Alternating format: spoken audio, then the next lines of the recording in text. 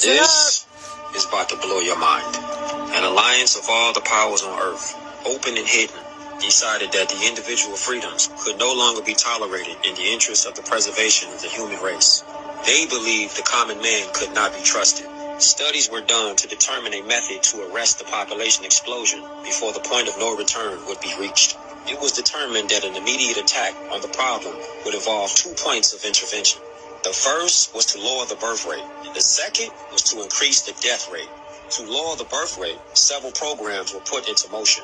The first was the development of positive birth control methods using mechanical diaphragm and condom, chemical, foam and birth control pills, and medical, sterilization, abortion, and hysterectomy procedures.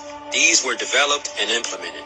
The women's liberation movement was started with a demand for free abortions, using quote-unquote pro-choice as its rallying cry. Homosexuality was encouraged, and gay liberation was born. Homosexuals do not have children. Zero population growth became a hot subject at cocktail parties.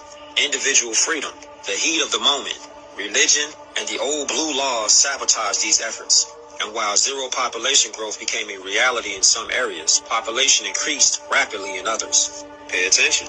The only alternative left to the world's ruling elite was to increase the death rate.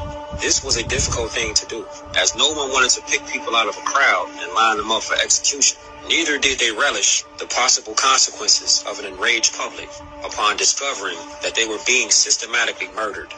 Of course, a very short but very deadly war using nuclear weapons upon select population concentrations was contemplated, and to tell you the truth, was not ruled out.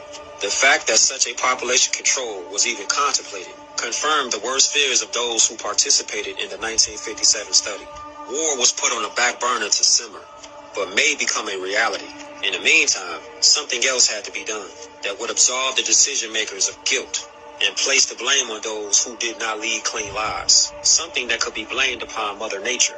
What was needed was the bubonic plague, or some other horrible natural disease. The answer came from Rome. The recommendation was to develop a microbe that would attack the autoimmune system, and thus render the development of a vaccine impossible. The orders were given to develop the microbe, and to develop a prophylactic, and a cure. So they develop a problem, then offer a solution. And you think it's safe to take it? The microbe would be used against the general population and would be introduced by vaccine. The prophylactic was used by the ruling elite.